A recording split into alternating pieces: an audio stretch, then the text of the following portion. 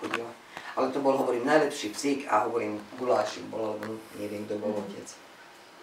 Tu som mala ako roky. Ja som mala stále tiež od decka psíky, mačky. Tak my sme zaťažení na počiatku psíkov ako takých, aspoň ja osobne. Tak. Ale to je zase trauma z detstva, jak ja tomu hovorím, lebo ale Marika Segra mi vravela, že keď som sa narodila ja, tak vlastne v ten istý mesiac, alebo pak nejako doniesol otec vlčiaka.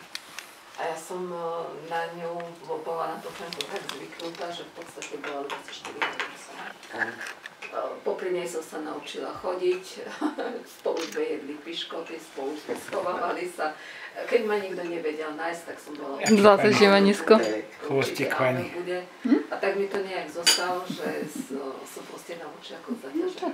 A tak to sú krásne psi. Ja by som mala tiež väčšie, keby som, ale vrajím, no čo môžem tu, no. Tak vrajím, takéto riešenie. Mala som, dlhé roky som mala malého bradáčika a takého malého pudlíka som vlastne, jedni manželia sa chceli zbaviť a pán, že on ho dá uspať a neviem čo, a on to nechce. Tak ja hovorím, viete čo, reku, dajte, tak ja ju zoberiem, hovorím.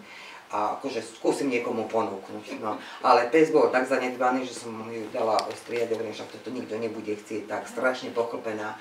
Tak som ju odniesla k tomu kaderníkovi a povedala, že bude mať celé doby dnešok s ňou, akože ľudky mu dať do poriadku. Tak ja som išla domov a potom som poslala syna.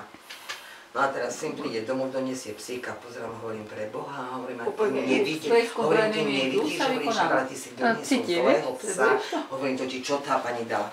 Ona ju vystrihala na kožu. Ešte aj tie ušká kučeravé takto vystrihala. Chvostík mala dlhý, ona nemala kupírovaný, tak ten je obstrihala, iba na konci ako takému levíkovi nehala. Hovorím, moja, za teba, keď ešte aj priplatím, teba nikto nezoberie.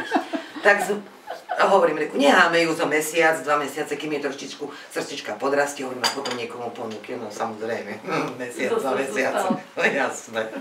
Tak, tie som mala akože strašne za dlho.